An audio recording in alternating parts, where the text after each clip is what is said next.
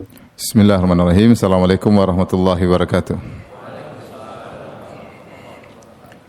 Alhamdulillahi ala ihsani wa syukrul lahu ala taufiqihi wa amtinani. Asyhadu an la ilaha illallah wahdahu la syarika lahu ta'ziman li sya'nih wa asyhadu anna Muhammadan abduhu wa rasuluhu da'ila ridwani. Allahumma salli alaihi wa ala alihi wa ashabihi wa ikhwani. Hadirin dan hadirat yang dirahmati oleh Allah Subhanahu wa taala, pada kesempatan kali ini kita akan membahas tentang suatu ibadah yang agung, atau boleh kita katakan ibadah yang teragung, yaitu tawakal kepada Allah Subhanahu wa taala. Oleh karenanya para salaf menjelaskan tentang agungnya tawakal, seperti Sa'id bin Jubair rahimahullah berkata, at-tawakkulu jima'ul iman, bahwasanya tawakal adalah mengumpulkan segala iman. Hal ini karena tidaklah seorang bertawakal kepada Allah kecuali dia telah mengumpulkan banyak keyakinan. Di antaranya dia yakin bahwasanya Allah Subhanahu wa taala Maha kuasa atas segala sesuatu. Innallaha ala kulli syai'in qadir, bahwasanya Allah Maha kuasa atas segala sesuatu. Dan juga dia yakin Allah jika ingin melakukan sesuatu hanya tinggal berkata kun fayakun. Innama amruhu idza arada syai'an an yaqula lahu kun fayakun. Sungguhnya Allah perkaranya jika ingin sesuatu hanya tinggal berkata jadi, maka jadilah. Kemudian dia juga meyakini bahwasanya Allah Maha mengetahui kondisinya, ya. Wallahu bikulli syai'in alim, bahwasanya Allah Maha mengetahui segala sesuatu, yaitu Allah tahu tentang dirinya, Allah tahu tentang kebutuhannya, Allah tahu tentang segala yang terkait dengan dirinya. Dan Allah tahu yang terbaik untuk dirinya, maka dia meyakini hal itu semuanya. Kemudian juga dia husnudzan kepada Allah Subhanahu wa taala, dia berbaik sangka kepada Allah Subhanahu wa taala, bahwasanya Allah sayang kepadanya, memperhatikannya. Dan dia tahu bahwasanya segala yang terjadi alam semesta tidaklah terjadi kecuali dengan izin Allah Subhanahu wa taala. Oleh karena jika seorang bertawakal kepada Allah dengan tawakal yang benar, sungguhnya dia telah mengumpulkan banyak keimanan, dia gabungkan dalam hatinya sehingga dia bertawakal kepada Allah. Dari sini tawakal adalah ibadah yang teragung. Dikatakan oleh Wahb bin Munabbih, al-ghaswatul quswa at-tawakkul, bahwasanya tujuan yang tertinggi adalah tawakal kepada Allah Subhanahu wa taala. Oleh karena Allah Subhanahu wa taala menyebutkan di antara ciri-ciri orang imannya sempurna adalah yang bertawakal.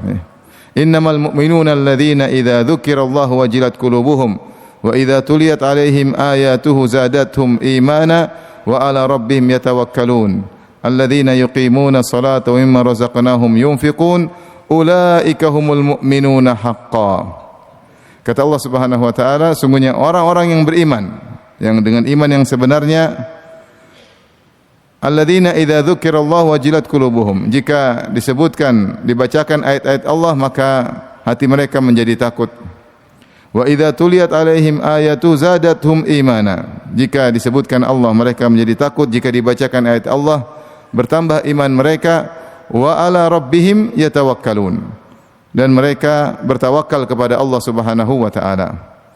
Alladzina yuqimuna as-salata wa mimma razaqnahum yunfiqun, mereka lah orang-orang yang menegakkan salat dan menginfakkan sebagian dari apa yang Allah rezekikan kepada mereka. Setelah itu Allah berfirman, ulaika humul mu'minuna haqqan, mereka itulah orang-orang yang beriman sesungguhnya. Oleh karenanya di antara nama-nama nabi atau sifat-sifat nabi yang disebutkan dalam Taurat adalah al-mutawakkil, yang senantiasa bertawakal kepada Allah Subhanahu wa taala. Dalam hadis yang diriwayatkan Imam Al-Bukhari, ya, dalam bab karahiyatus sakhab fi suq, dari Amr bin As radhiyallahu taala anhuma. Atha bin Yasar pernah bertanya kepada Amr bin As radhiyallahu taala anhuma, beliau berkata, "Akhbirni an sifati Rasulillah sallallahu alaihi wasallam fi Taurah." Kabarkanlah kepadaku tentang sifat Nabi yang terdapat di Taurat, karena Amr bin As radhiyallahu taala anhuma menelaah Taurat. Qala ajal, kata Amr bin As, tentu akan aku kabarkan. Wallahi innahu la mausufun fi Taurat bi ba'd sifatihi fil Quran. Kata Amr bin As radhiyallahu taala anhuma, demi Allah sungguh Nabi sallallahu alaihi wasallam disifati dalam Taurat dengan sebagian sifat yang telah disebutkan dalam Al-Quran. Di antaranya, ya ayyuhan nabi, inna arsalnaka syahidan wa mubasyiran wa nadhira wa hirzan lil ummiyin. Anta abdi wa rasuli samaitukal mutawakkil. Di antara sifat-sifat Nabi itu Allah berfirman dalam Taurat, wahai Nabi, sungguhnya kami mengutusmu sebagai saksi, pemberi kabar gembira dan pemberi peringatan dan penjaga bagi al-ummiyin. Anta abdi, engkau adalah hambaku, wa rasuli, dan engkau adalah rasulku, samaitukal mutawakkil, dan aku menamakan engkau dengan al-mutawakkil, yaitu hamba yang selalu bertawakal kepada Allah Subhanahu wa taala. Oleh karena di antara sifat utama Nabi adalah senantiasa bertawakal kepada Allah dalam segala hal. Oleh karenanya doa yang diajarkan oleh Nabi sallallahu alaihi wasallam, ya hayyu ya qayyum bi rahmatika astaghits fa aslih li sya'ni kullah wa la takilni ila nafsi tarfata ain. Wahai zat al-hayyu yang maha hidup, al-qayyum yang maha tegak dan menegakkan yang lain, ya. Bi rahmatika astaghits, dengan rahmatmu aku memohon pertolongan, ya. Fa aslih li sya'ni kullah, perbaikilah segala urusanku perbaiki, luruskanlah segala urusanku. Wala takilni ila nafsi tarfata ain, dan jangan kau biarkan aku bertawakal kepada diriku meskipun hanya sekejap mata. Yaitu Nabi SAW dalam segala urusannya selalu bertawakal kepada Allah. Oleh karenanya di antara tanda-tanda hal tersebut, Nabi adalah orang yang selalu berdoa kepada Allah. Di antara aplikasi tawakal, seorang selalu berdoa kepada Allah Subhanahu wa taala. Dan Nabi SAW berdoa dari bangun tidur sampai mau tidur kembali. Seluruh gerak-gerik Nabi SAW, seluruh aktivitasnya tidak lepas dari doa kepada Allah, yang menunjukkan seorang senantiasa bersandar kepada Allah Subhanahu wa taala. Ya, dari bangun tidur Rasulullah SAW bersyukur kepada Allah Subhanahu wa taala. Sampai Rasulullah mau tidur, Rasulullah bertawakal. Subhanakallahumma rabbi bika wada'tu jambi wa bika arfa'u. In amsakta nafsi faghfir laha wa in arsaltaha fahfadhha bima tahfadhu bihi ibadaka salihin. Nabi kalau doa, Rasulullah mau tidur, Rasulullah berdoa, ya Allah, ya, dengan engkau lah aku bisa meletakkan lambungku, yaitu aku bisa tidur, kalau bukan karena engkau aku tidak bisa tidur. Wa bika arfa'u, dan engkau pula, dengan engkau pula aku bisa mengangkat lambungku. In amsakta nafsi, kalau aku tidur lantas kau pegang nyawaku, yaitu kau wafatkan aku, faghfir laha, maka ampunilah aku.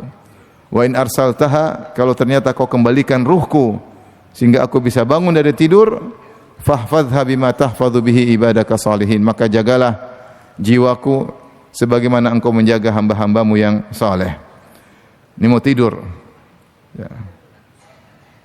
Kemudian juga di antara doa tidur, Rasulullah sallallahu alaihi wasallam juga bertawakal kepada Allah Subhanahu wa taala dengan berkata, ya, alja'tu dhahri ilaik wa aslamtu ilaik, wajjahtu wajhi ilaik, ya, walja'tu dhahri ilaik, ya.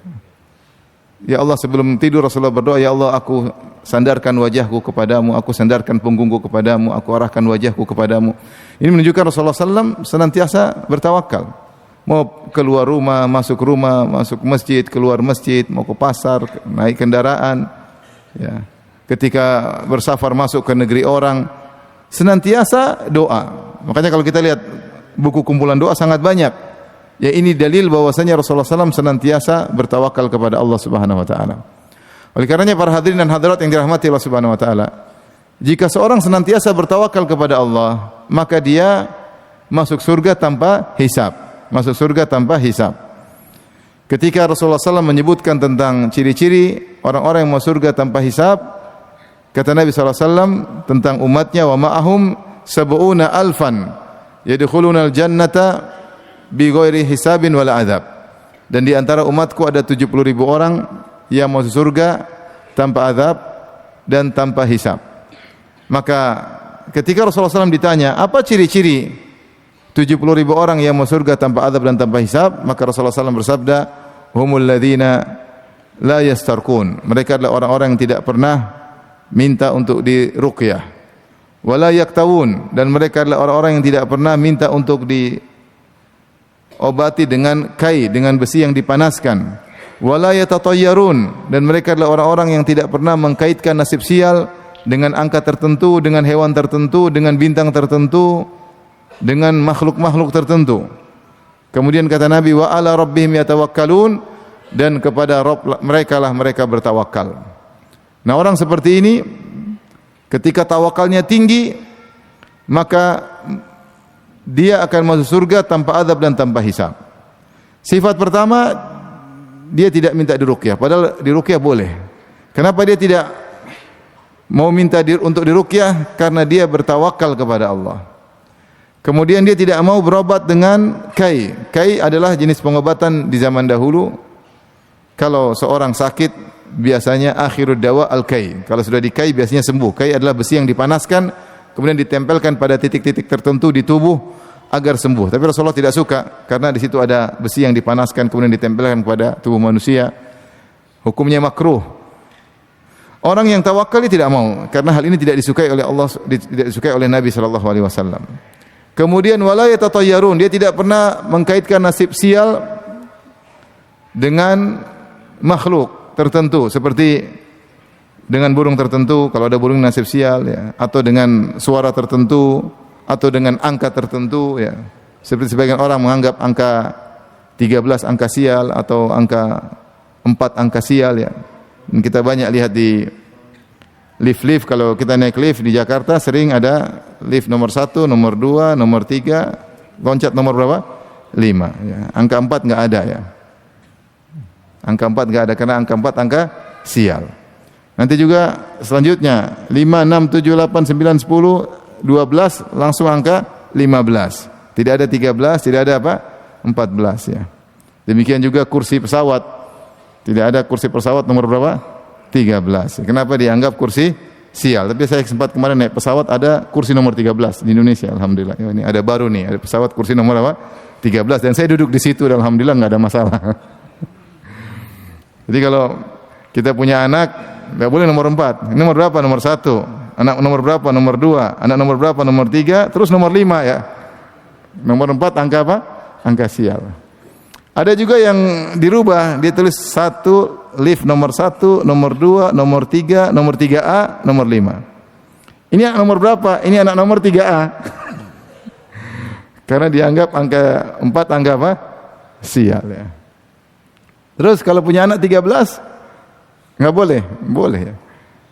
Ya.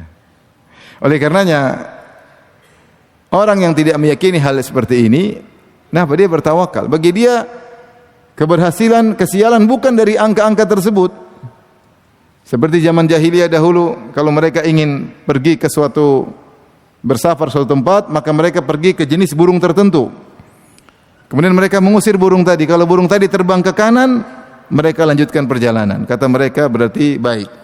Kalau burungnya ketika diusir terbang ke kiri, maka mereka menganggap sial. Sehingga mereka tidak jadi pergi. Perbuatan mereka disebut dengan tatoyur, yaitu mengkaitkan pergi atau tidak dengan seekor burung. Subhanallah, burung juga bingung kenapa dia dijadikan pengambil keputusan. Kalau dia enggak terbang ke kanan kiri bagaimana ya? Ini aneh ya, aneh. Atau zaman dahulu orang mengambil keputusan dengan mengambil 3 ya. Iya, tidak, abstain, goyang. Kalau iya jalan, kalau dikeluar enggak. Kalau absen dia ulangi lagi. Atau pakai uang di kalau begini iya, kalau begini enggak ya.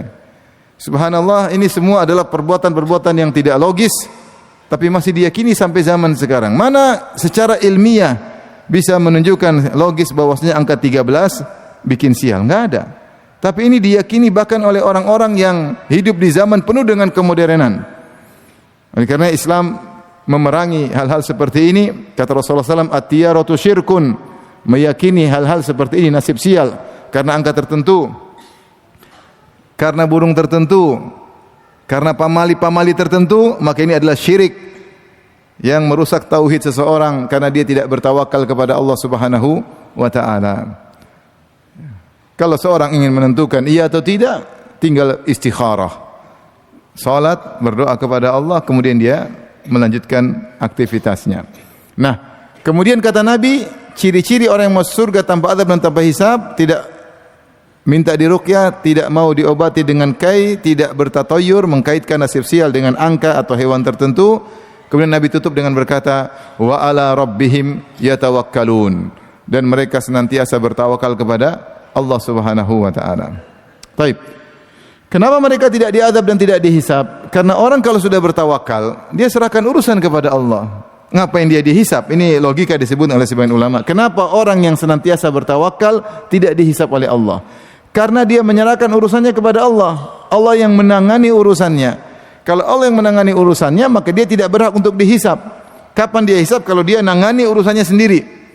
Kalau dia nangani urusan sendiri, baru dia dihisab. Adapun kalau dia serahkan urusan kepada Allah, maka dia tidak perlu untuk dihisab. Maka senantiasalah seorang agar hatinya bersandar kepada Allah, sehingga dia meraih tingkatan iman yang paling tinggi, sehingga dia bisa masuk surga tanpa azab dan tanpa hisab. Dan itulah cita-cita kita semua, ingin masuk surga tanpa azab dan tanpa hisab. Di antara hal yang membuat kita gelisah adalah hisab. Ya, kita dihisab dengan segala kenikmatan yang kita miliki, segala perbuatan yang kita lakukan, kita akan disidang oleh Allah. Dihisab ini perbuatan yang sangat berat. Sangat berat. Makanya saya sering sampaikan kepada kawan-kawan saya yang kebetulan punya duit banyak. Saya bilang orang punya duit banyak, hisabnya panjang. Oleh karena Rasulullah mengatakan, "Inna fuqara'a ummati yadkhulunal jannah qabla al-aghniya bi 500 am." Sungguhnya orang-orang miskin dari umatku masuk surga sebelum orang-orang kaya 500 tahun. Jadi orang kaya ngantri 500 tahun baru masuk surga. Dalam sebagian riwayat 100 tahun. Dalam sebagian riwayat 40 tahun. Yang miskin masuk duluan. Tergantung jumlah kekayaan yang semakin banyak, semakin lama hisabnya. Semakin sedikit, semakin cepat hisabnya. Kalau enggak punya apa-apa, enggak ada yang dihisab. Kata Nabi, orang miskin masuk surga sebelum orang kaya 500 tahun. Meskipun orang kaya juga masuk surga, tapi yang miskin duluan. Bayangkan ada bos lagi ngantri mau masuk surga, pembantunya masuk duluan. Bos, assalamualaikum, masuk dulu. Supirnya duluan. Tukang bersih-bersihnya duluan. Karena bosnya masih panjang urusan. Terlalu banyak perusahaan, terlalu banyak pertanyaan. Benar atau tidak? Benar ya.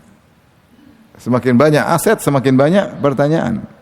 Karena kata Nabi, lan tazula qadama 'abdin hatta yus'ala an arba.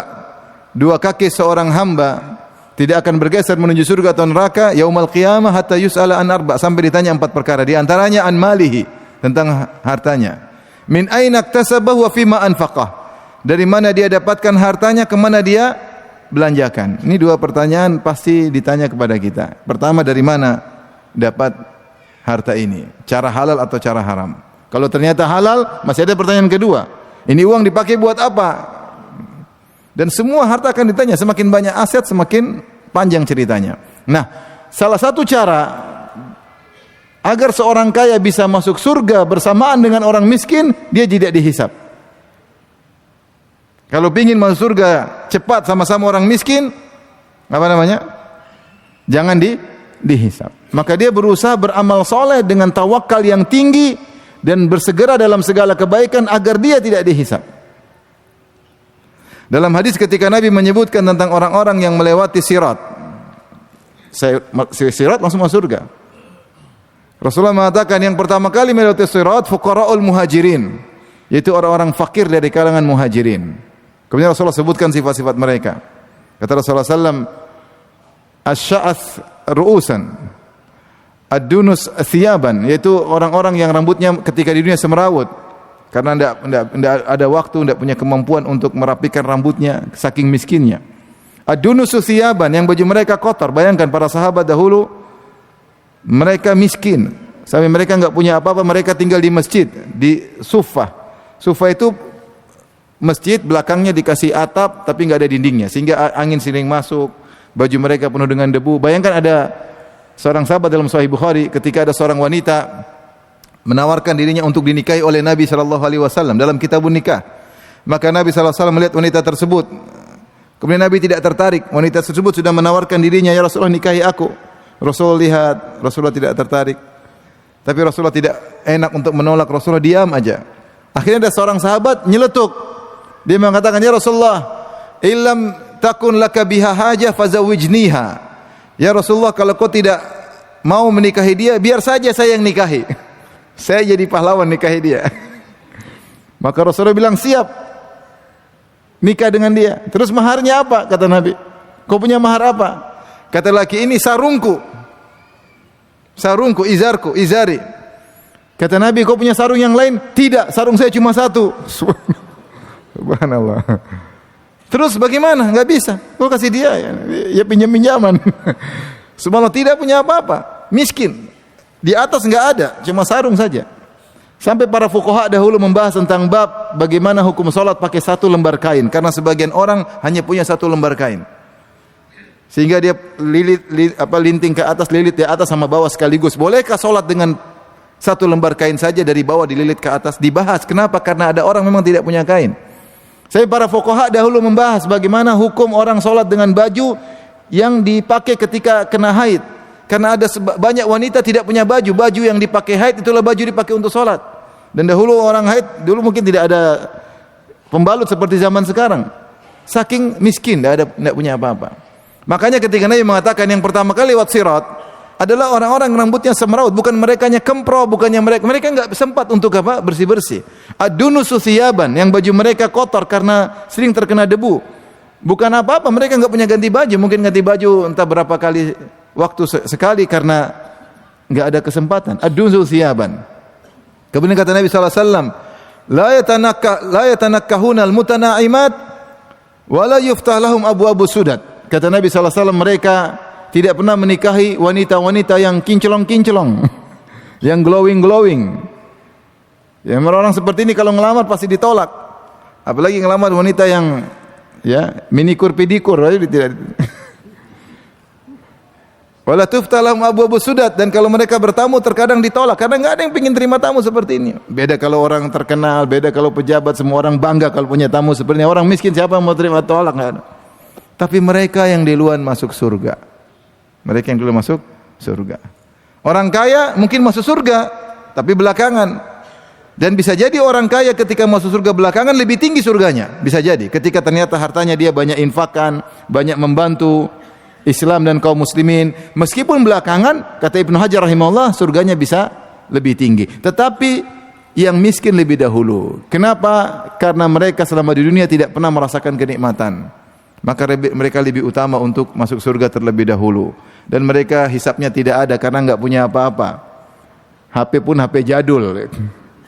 Kalau kita HP-nya smartphone, isinya macam-macam, sudah banyak yang kita lihat. Apalagi orang yang punya HP terus akun Instagramnya ada 3, ya gimana? Hisapnya panjang.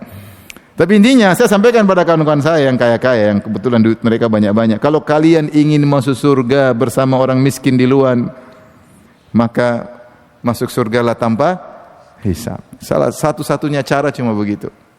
Sebagaimana bisa masuk surga tanpa hisab, di antaranya sering bertawakal kepada Allah. Jangan pede dengan apa yang kita miliki, jangan pede dengan kecerdasan kita, jangan pede dengan harta kita, jangan pede dengan kesehatan kita, senantiasa bertawakal kepada Allah.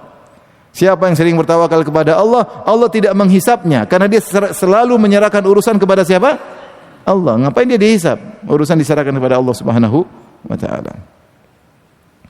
Makanya antum yang miskin-miskin, alhamdulillah, nanti hisapnya apa? Sedikit. Tapi pingin miskin atau pingin kaya? Pingin kaya tuh. Hisap urusan belakangan saat, yang penting kaya. Tapi pilihan bukan di tangan antum. Pilihan di tangan Allah Subhanahu wa taala.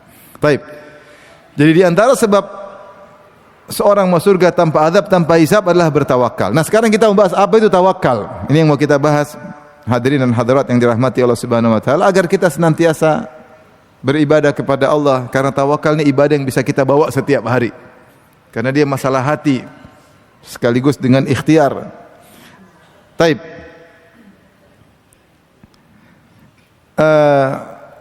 Siapa yang bertawakal dicintai oleh Allah Subhanahu wa taala. Innallaha yuhibbul mutawakkilin. Sungguhnya Allah mencintai orang yang bertawakal. Semakin kita bertawakal, semakin dicintai oleh Allah Subhanahu wa taala. Semakin menyandarkan urusan kita kepada Allah dalam segala hal, semakin dicintai oleh Allah Subhanahu wa taala. Fa idza azamta fatawakkal 'ala Allah, innallaha yuhibbul mutawakkilin. Jika kau punya tekad untuk melakukan suatu, maka bertawakallah kepada Allah. Kenapa? Karena Allah cinta kepada orang yang bertawakal. Dan kalau Allah sudah cinta kepada seorang, tidak mungkin Allah mengazabnya, mustahil. Karena Allah sudah mencintainya, Allah pasti membimbingnya. Kalau Allah pun kasih ujian dalam rangka untuk menjadikan orang ini semakin tinggi level imannya, semakin kuat keimanannya, Allah kasih ujian karena Allah mencintainya. Innallaha idza ahabba qauman ibtalahum. Sungguhnya Allah jika mencintai suatu kaum, Allah akan menguji mereka. Buat apa? Untuk dinaikkan levelnya dan kualitas imannya. Maka seorang kalau ingin dicintai oleh Allah sering bertawakal. Siapa yang dicintai oleh Allah, Allah tidak akan meninggalkannya. Apapun kondisinya, Allah tidak akan meninggalkannya. Dia punya backingan yang sangat kuat, yaitu Allah Subhanahu wa ta'ala. Baik. Apa itu tawakal? Tawakal, hadirin hadirat yang rahmati Allah Subhanahu wa ta'ala, terdiri atas dua rukun. Rukun pertama, menyandarkan hati kepada Allah, bahwasanya segala keberhasilan, segala perkara di tangan Allah Subhanahu wa ta'ala. Ini penyandaran hati. Rukun yang kedua, ikhtiar kalau bahasa kita, al-akhdhu bil asbab. Kalau bahasa kita disebut ikhtiar, meskipun ini secara bahasa salah, tapi sudah menjadi istilah bagi kita, namanya apa? Ikhtiar, berusaha. Siapa yang menggabungkan antara menyandarkan hati kepada Allah sambil berusaha, maka dia telah bertawakal dengan tawakal yang benar. Siapa yang menghilangkan salah satunya, tawakalnya keliru. Hanya bersandar tapi tidak berikhtiar, bukan tawakal. Hanya berikhtiar tapi tidak bersandar kepada Allah, bukan tawakal. Ada seorang datang kepada Nabi SAW. Dia mengatakan kepada Nabi tentang ontanya, "Ya Rasulullah, utlikuha wa atawakkal am aqiluha wa atawakkal?" Ya Rasulullah, ini ontaku saya biarkan aja lepas, tidak saya ikat, kemudian saya bertawakal, saya tinggalkan masuk masjid, atau saya masuk pasar, atau saya ikat, kemudian saya bertawakal. Kata Rasulullah SAW, "Iqilha wa tawakkal." Ikatlah dan bertawakal. Jadi tawakal harus berusaha. Berusaha sambil bersandar kepada Allah Subhanahu wa ta'ala. Itu namanya tawakal yang benar. Rasulullah juga bersabda, "Lau annakum tatawakkaluna 'ala Allahi haqqa tawakkulih, la razaqakum kama yarzuqut tayr, taqdu khimasan wa taruhu bitana." Kalau kalian bertawakal kepada Allah dengan tawakal yang benar, maka Allah akan memberikan rizki kepada kalian sebagaimana Allah beri rizki kepada burung. Burung terbang di pagi hari dalam kondisi perut kosong dan balik sore hari dalam kondisi perut kenyang. Saya tanya sama antum sekalian, burung berusaha atau coba nongkrong di sangkarnya? Burung berusaha atau nongkrong? Berusaha. Bahkan dia pagi-pagi sudah berkicau. Kita belum bangun dia sudah berkicau di luar. Kemudian di pagi dia terbang puluhan kilo. Dia berusaha, tapi tawakal hatinya kepada Allah Subhanahu wa ta'ala. Di antara sifat burung tawakal.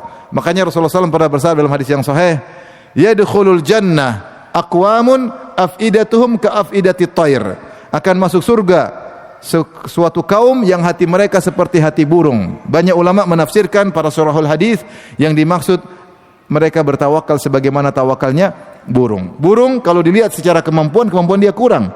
Kecerdasannya tidak seperti manusia. Manusia akalnya banyak, akal bulusnya juga banyak ya. Burung biasa-biasa aja, kemampuannya terbatas, tapi dia terbang, tawakal kepada Allah, perut kosong balik, perut sudah kenyang, bahkan dia bagi makanan kepada anak-anaknya. Dengan kemampuan terbatas tapi dia berusaha. Ini dalil bahwasanya tawakal harus berusaha. Harus berusaha. Bahkan dalam kondisi sulit, Allah tetap suruh berusaha. Seperti ketika kisah Maryam.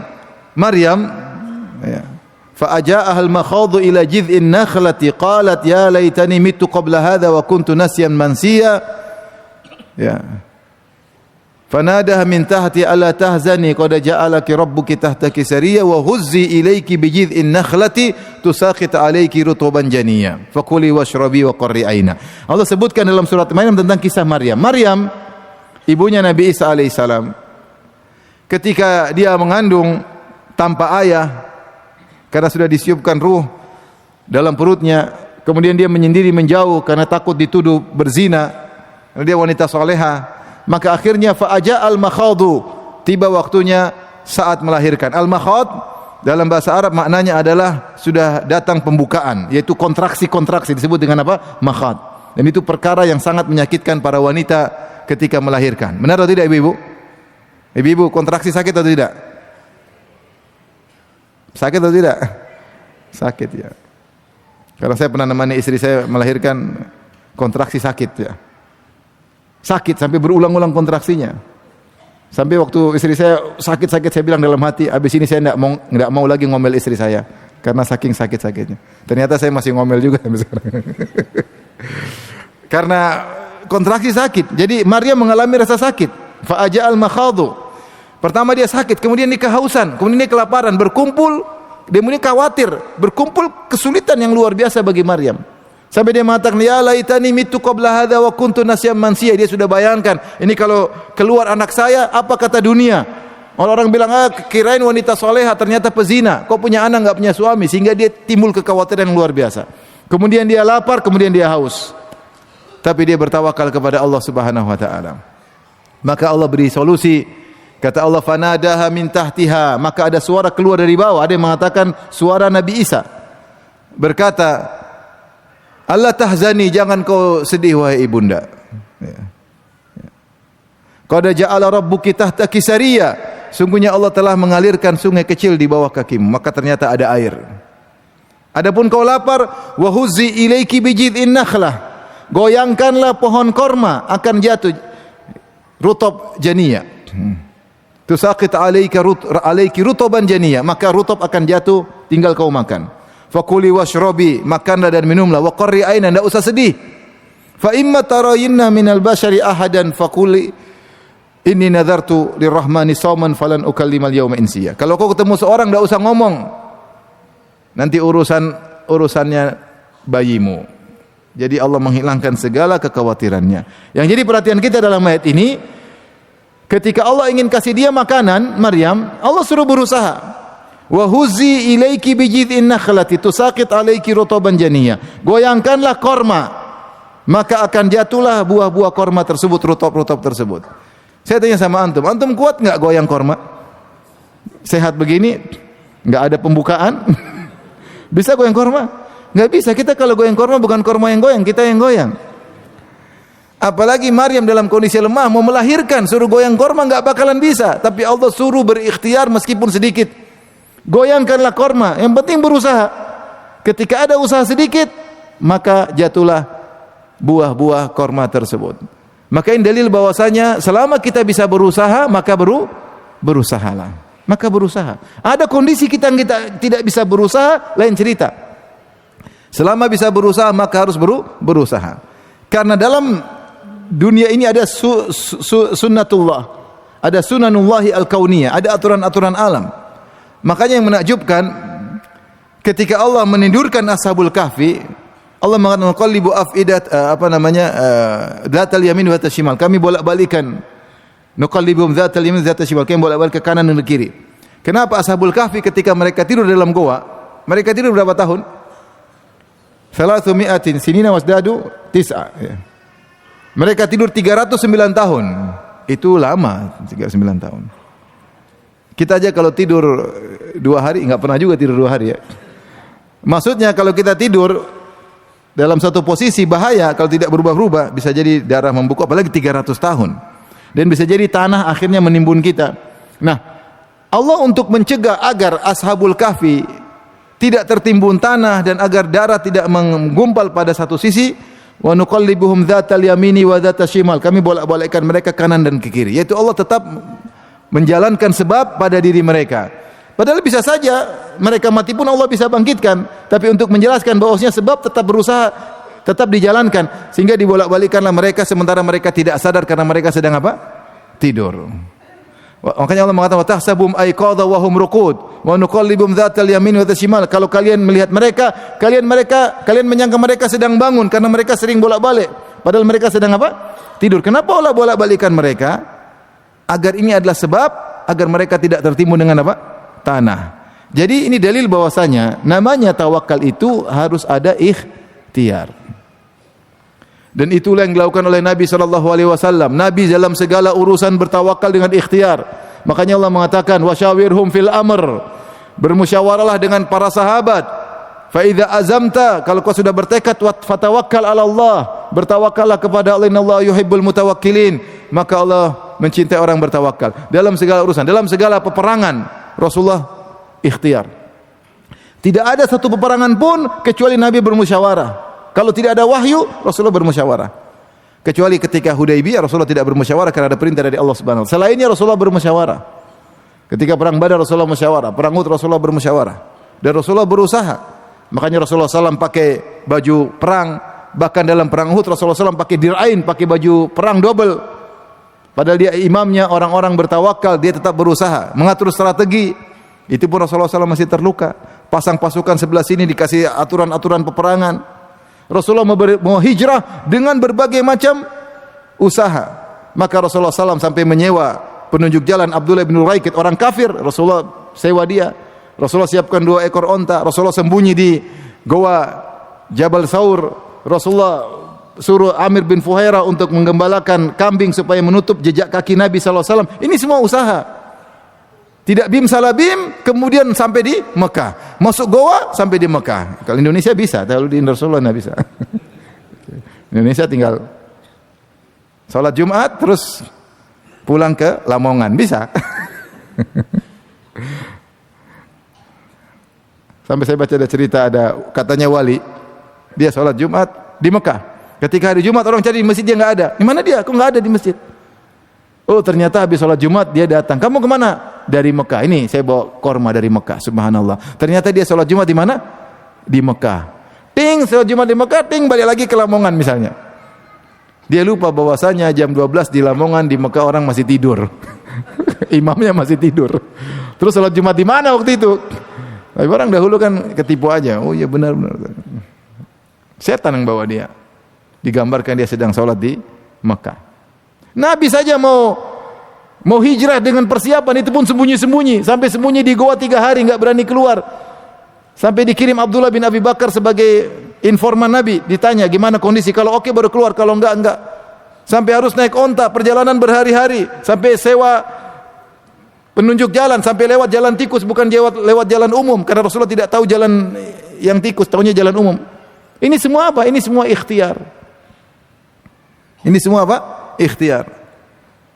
Maka tawakal yang benar adalah menggabungkan penyandaran hati kepada Allah dan ikhtiar. Baik. Kemudian setelah kita ikhtiar, perhatikan. Kalaupun kita sudah berikhtiar, berusaha, jangan pernah bersandar kepada sebab yang kita lakukan. Sebagian orang sudah ngajarin anaknya dengan baik, oh tenang, ini saya sudah, jangan, ini cuma usaha. Yang menentukan keberhasilan adalah siapa? Allah. Betapa banyak orang terlalu pede dengan usaha yang dia lakukan, dia sudah didik anaknya, dia merasa dia yang hebat, di ujungnya anaknya nakal. Terjadi. Dia lupa bahwasanya yang beri hidayah adalah siapa? Allah. Maka tawakal dari awal sampai akhir, enggak boleh berhenti. Jangan cuma tawakal di awal, kemudian tengah lupa diri. Oh saya sukses, saya hebat, saya yang berhasil. Ujungnya hancur. Oleh karena tawakal adalah ibadah yang senantiasa dibawa oleh seorang mukmin, seorang muslim. Adapun seorang hanya menyandarkan diri kepada Allah, tidak berusaha, maka ini menyelisih syariat dan tidak sesuai dengan akal sehat. Menyelisih syariat dan tidak sesuai dengan akal sehat, karena Allah suruh berusaha. Kata Allah Subhanahu wa taala, "Famshu fi manakibiha wa kulu min rizqih." Kata Allah, Dialah yang telah menundukkan bumi bagi kalian. Famshu fi manakibiha. Berjalanlah kalian ke manakib. Manakib disebut a'alil ard. Sampai kalau kalian tidak dapat rizki di dataran, cari di pegunungan, kata Allah Subhanahu wa taala. Wa kulu min rizqi, dan makanlah rezeki Allah. Allah suruh kerja. Wa idza qudiyatis salatu fantashiru fil ard. Kalau sudah selesai salat Jumat, bertebarlah di atas muka bumi. Wa btaghu min fadlillah, dan carilah karunia Allah. Berusaha. Sahabat dulu bekerja, mereka berusaha. Sampai sahabat ada yang menegur seorang cuma di masjid aja. Maka ditegur, inna sama'a la tumtiru dhahaban, sungguhnya langit tidak menurunkan hujan emas. Kalau langit hujan emas sudah di masjid aja, enggak usah ke mana-mana. Harus berusaha. Para sahabat dulu berusaha. Dicontohkan oleh para salaf, mereka berusaha. Maka orang yang hanya pingin dapat hasil tanpa usaha, maka ini menyelisih syariat dan tidak sesuai dengan akal sehat. Disebutkan ada seorang, dia pingin buktikan bahwasanya akan datang hasil tanpa usaha. Maka dia bilang, saya di rumah saja, insya Allah rezeki datang kepada saya. Maka ketika itu di kampung ada pembagian makanan. Maka yang mau dapat makanan suruh ngantri, suruh baris. Dipanggil satu-satu, si fulan. Kata dia, saya enggak mau ikut baris. Kalau saya ikut ngantri berarti saya tidak tawakal. Tawakal yang benar di rumah saja. enggak usah ikut baris. Akhirnya dibagi-bagilah semuanya. Setelah dibagi semuanya, dipanggil nama dia, si fulan. Saya enggak mau jawab. Kalau saya jawab berarti saya tidak tawakal. Enggak usah jawab. Akhirnya, ya udah kita kasih orang saja. Oh jangan Pak, mungkin dia lagi sakit di rumah. Tuh, benar kan? Saya enggak usah keluar, dia akan datang ke rumah saya. Benar. Akhirnya diantarlah makanan ke rumahnya. Assalamualaikum. Kalau saya jawab waalaikumsalam berarti saya tidak berusaha, berarti saya tidak tawakal. Saya enggak usah jawab. Kalau rezeki akan datang meskipun enggak usah bilang waalaikumsalam, diam aja. Assalamualaikum, enggak jawab. Ya udah. Kayaknya enggak ada deh orangnya. Kita kasih orang aja. Ya udah pas mau pergi akhirnya dia oh, ada orangnya. Itu usaha. Jadi ikhwan dan akhwat yang Allah Subhanahu wa taala harus berusaha. Ada kondisi kita tidak bisa berusaha, itu lain cerita. Ketika kita tidak bisa berusaha, semua bentuk usaha sudah buntu, maka rukun pertama jangan ditinggalkan. Kita ada dua rukun tawakal. Rukun pertama bersandar kepada Allah, rukun kedua apa? Berusaha. Jika ternyata rukun kedua tidak bisa, masih rukun pertama, maka Allah akan bantu. Meskipun kita enggak bisa berusaha. Contoh Nabi Ibrahim alaihissalam. Ketika sudah diikat, dibuka bajunya, diikat, dilempar ke api, dia apalagi dia enggak bisa apa-apa. Enggak bisa usaha dia lakukan. Sudah enggak bisa apa. Satu kampung, satu negeri semuanya musuhin dia. Dan telah dinyalakan api sebesar-besarnya, dibuat bangunan. Wabnu lahu bunyanan walqu fil jahim, bangunkan bangunan yang tinggi, dipanasin api yang nyala sampai panas karena dalam tungku raksasa, kemudian dilemparkan. Ketika ditangkap dia enggak bisa apa-apa.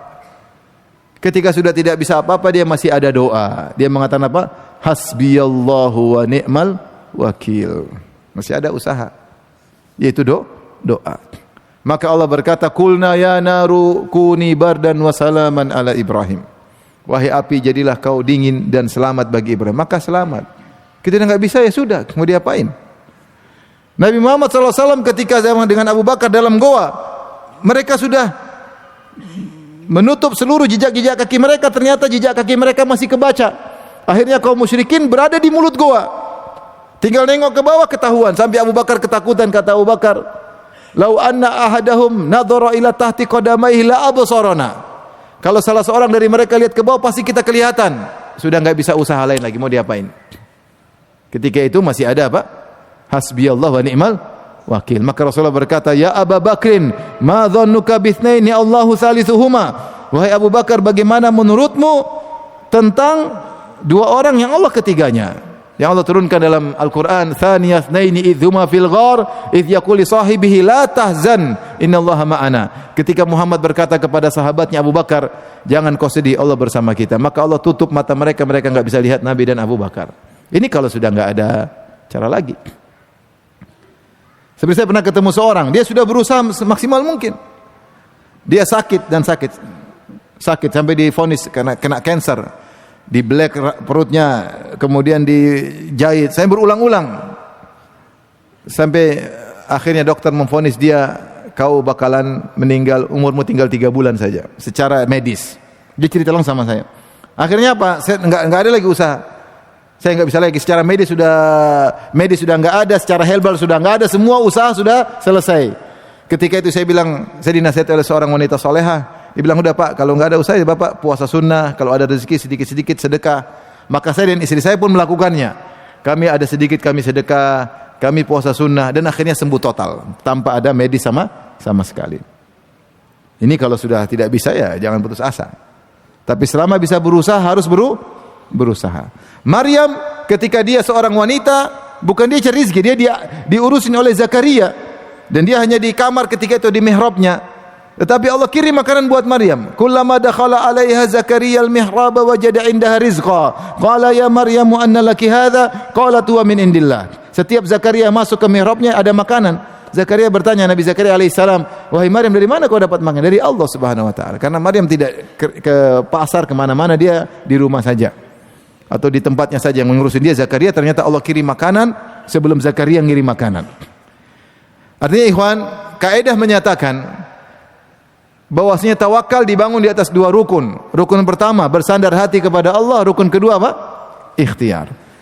Kemudian kaidah menyatakan, jika ternyata ikhtiar tidak mampu kau lakukan, jangan tinggalkan rukun pertama. Tetap berdoa, tetap bersandar kepada Allah Subhanahu wa taala.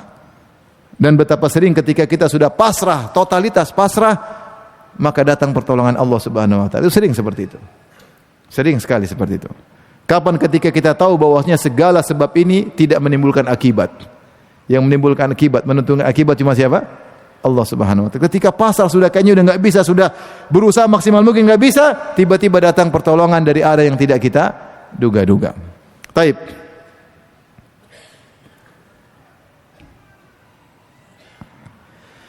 Dari sini ikhwan, kaidah berikutnya saya sudah singgung tadi. Bahwasanya siapa yang bertawakal, dia bertawakal dari A sampai Z. Bukan hanya sebagian waktu dia bertawakal. Ketika kita sedang mencari rizki, dari A sampai Z bertawakal kepada Allah. Senantiasa yakin bahwasanya rizkiku senantiasa Allah berikan. Allah yang beri. Sehingga senantiasa bertawakal kepada Allah. Saya ngurus anak, yang bisa menjadikan anak saya saleh hanyalah Allah Subhanahu wa taala. Maka jangan pernah kita bersandar kepada diri kita sedikit pun. Dan itu yang diajarkan oleh Nabi sallallahu alaihi wasallam, fa aslih li sya'ni kullah wa la takilni ila nafsi tarfata ain. Ya Allah, perbaikilah urusanku, segala urusanku tanpa terkecuali. Dan jangan kau biarkan aku bertawakal kepada diriku meskipun hanya sekejap mata. Kapan kita bersandar kepada kecerdasan kita? Meskipun awalnya kita tawakal, tengah-tengah kita merasa pede. Saya itu. Karena saya ya. Subhanallah. Saat itulah Allah tinggalkan kita. Karena kita bersandar kepada diri kita. Dan kita tahu diri kita sangat lemah. Manusia sangat lemah. Siapa yang bersandar kepada dirinya, dia bersandar kepada zat yang sangat lemah. Sandarlah kepada Allah Subhanahu wa taala. Dan kalau tawakal jangan cuma sebagian, jangan parsial. Tawakal totalitas dari awal sampai akhir.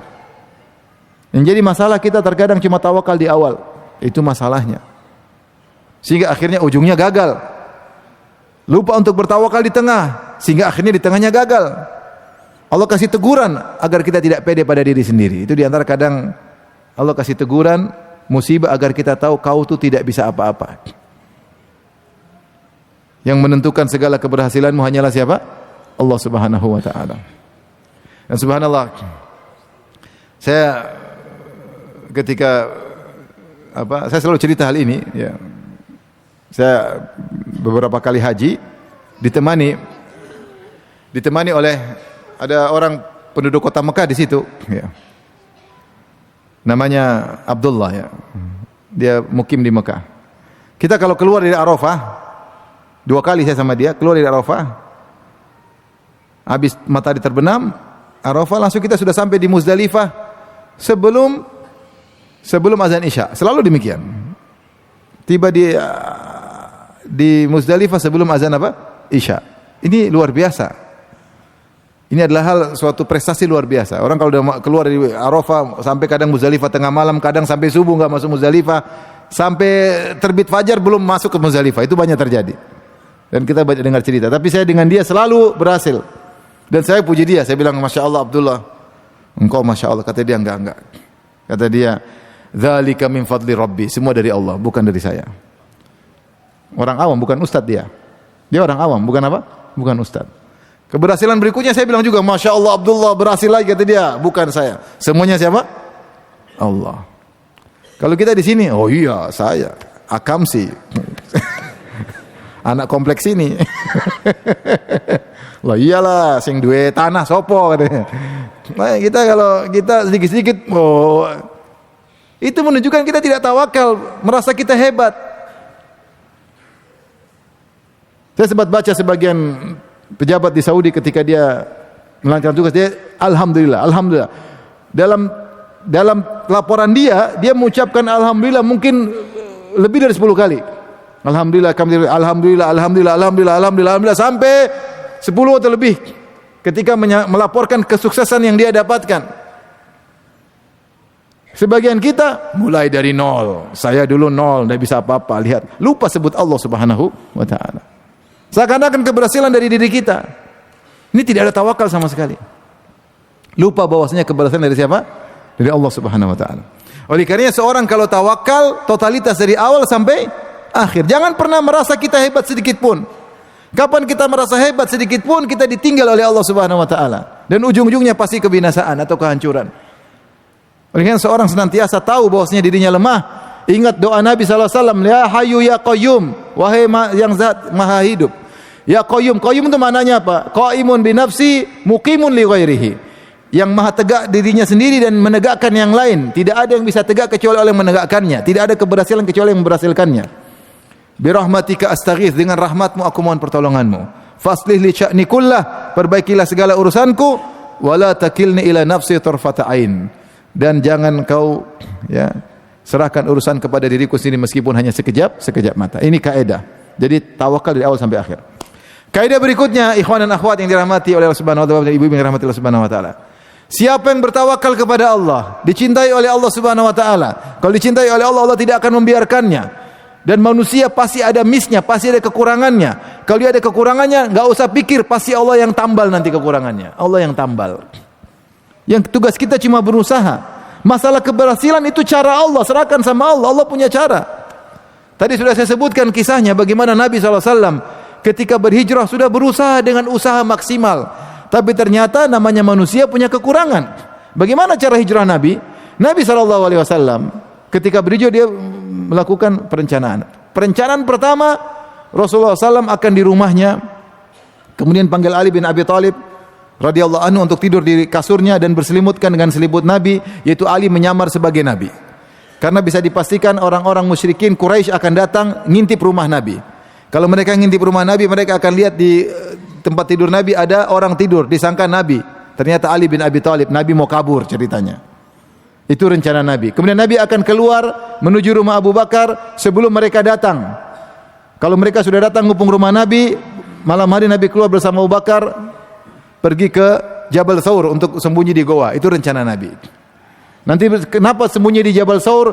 Jabal Thawr itu letaknya sebelah selatan. Kalau kita bicara ini Mekah, 500 km di atasnya Madinah, ya, sebelah utara. Tapi Jabal Thawr sebelah sini. Dia sebelah timur tenggara sedikit. Tenggara, jaraknya kurang lebih 6 kilo. Jadi semakin ke arah selatan. Kenapa Nabi pergi ke Jabal Thawr? Nabi ingin sembunyi 3 hari karena kalau Nabi sudah hilang di Mekah, orang-orang pasti carinya ke utara karena mereka tahu Nabi mau kabur kemana? Ke Madinah. Jadi mereka pasti cari ke arah utara. Kalau mereka cari sudah 3 hari enggak dapat, mereka menyangka Nabi sudah lolos padahal Nabi belum keluar. Jadi itu kenapa Nabi sembunyi di Jabal Thawr 3 hari, karena mereka pasti kalau besok Muhammad kemana? Enggak ada. Ayo cari ke kanan ke kiri. Mereka enggak akan cari ke selatan, mereka akan cari kemana? Ke utara karena mereka tahu Muhammad mau kemana? Ke utara. Kalau 3 hari mereka enggak dapat, berarti mereka menganggap Muhammad sudah lolos. Setelah 3 hari baru Nabi berjalan. Itu strategi Nabi. Ini strategi manusia. Ternyata ada missnya. Nabi ketika di rumahnya pingin keluar menuju rumah Abu Bakar sebelum orang datang, ternyata keburu orang datang. Lo gimana mau keluar rumah? Sudah dikepung sama anak-anak muda dengan pedang terhunus semua. Sudah miss sejak awal. Baru langkah pertama sudah miss. Manusia punya berencana tapi dia punya kekurangan. Ketika itu maka Allah tolong. Maka Rasulullah keluar dari rumahnya dengan baca waja'alna min baini aydihim saddan wa min khalfihim saddan fa aghshaynahum fa hum la yubsirun.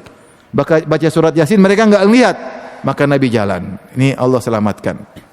Tadi Nabi sudah berusaha pergi ke Jabal Thawr. Sampai Amir bin Fuhairah, budak yang dimerdekakan oleh Abu Bakar, tugasnya gembala kambing. Untuk apa? Nutupin jejak kaki Nabi dan Abu Bakar. Karena orang-orang Quraisy pandai lihat jejak Nabi, jejak kaki. Oh, ini ke sini. Kalau kita pandai lihat jejak digital.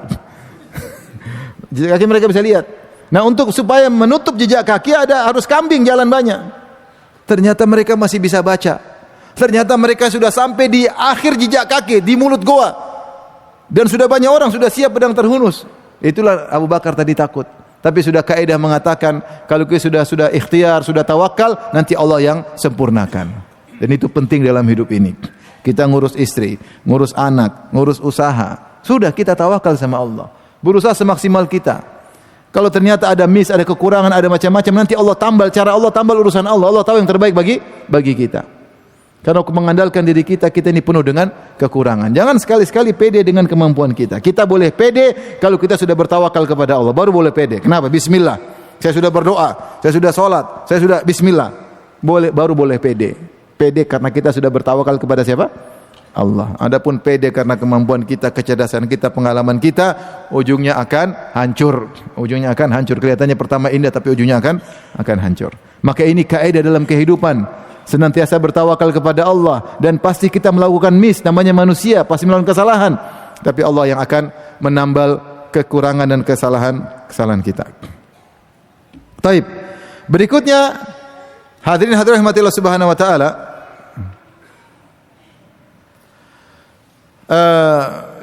di antara kaidah tawakal dalam segala hal. Karena sebagian orang hanya bertawakal dalam urusan dunia. Dan ini adalah kesalahan. Ketika cari rezeki tawakal. Ketika ngelamar anak orang tawakal. Itu benar, tawakal. Ngelamar anak orang, cari istri tawakal, cari rezeki tawakal. Ya. Wabtaghu indallahi rizq. Carilah rezeki di sisi Allah Subhanahu wa taala. Ya. Kemudian ketika urusan dunia bertawakal, tapi tawakal bukan cuma urusan dunia. Segala urusan bertawakal. Oleh karenanya ketika kita salat kita senantiasa berikrar. Kita mengatakan iyyaka na'budu wa iyyaka nasta'in. Iyyaka nasta'in itulah tawakal. Ya Allah, kami senantiasa mohon pertolongan kepada Engkau dalam segala urusan. Dan di antara yang hendaknya kita tawakal dalam beribadah. Ibadah juga butuh tawakal. Allah berfirman, ya. Wa tawakkal 'alal 'azizir rahim alladzi yaraka hina taqum wa taqallubaka fis sajidin. Kata Allah Subhanahu wa taala, innahu wasamiul alim. Kata Allah Subhanahu wa taala, bertawakallah kepada Allah Al-Aziz yang Maha Perkasa, Ar-Rahim yang sangat sayang kepadamu. Alladzi yaraka hina taqum, yang melihat engkau ketika kau berdiri untuk salat. Wa taqallubaka fis sajidin, ketika kau bergerak bersama orang-orang yang sujud. Sungguhnya Allah Maha mendengar lagi Maha mengetahui. Ini sering kita lupakan. Ketika kita ibadah kita tidak bertawakal. Ya akhi, tawakal. Allahu akbar, tawakal. Baru kita bisa khusyuk. Yang bisa buat kita khusyuk siapa? Allah. Makanya kita Allahu akbar, auzubillahi minasyaitonir rajim, bertawakal ketika kita beribadah. Ketika baca Quran bertawakal. Kalau enggak kita diganggu syaitan. Maka kita baca auzubillahi minasyaitonir rajim, fastaiz billah.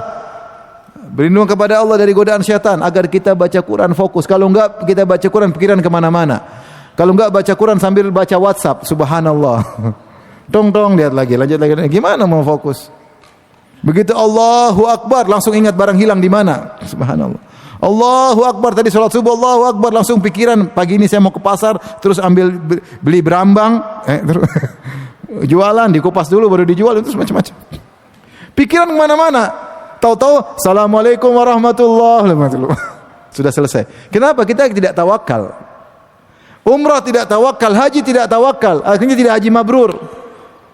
Yang penting travelnya mewah, kayaknya ya akhi, yang bikin ente mabrur, yang bikin ente berhasil Allah Subhanahu wa taala. Tawakal kepada Allah. Dalam dakwah bertawakal. Yang buka hati manusia Allah Subhanahu wa taala, yang berikan mereka hidayah Allah. Ketika ada yang mengganggu, tawakal. Nabi Nuh alaihi salam kata Allah, "Watlu alaihim naba'a Nuhin idz qala liqaumihi ya qaumi in kana kabura alaikum maqami wa tadhkiri bi ayatillah fa 'ala Allahi tawakkalt." Kata Nabi Nuh, wahai kaumku, kalau memang berat bagi kalian aku berdakwah, aku ingatkan kalian dengan ayat-ayat Allah. Karena kaum Nabi Nuh kurang ajar. Nabi Nuh ceramah, mereka tutup telinga. Nabi ceramah, mereka tutup muka mereka. Mereka tidak mau dengar Nabi Nuh. Kalau Nabi Nuh ceramah, katanya, Nuh mau ceramah? Silakan. Ini tidak punya audiens kayak begini, bikin jengkel. Oke. Maka Nabi Nuh alaihissalam bertawakal kepada Allah Subhanahu wa taala.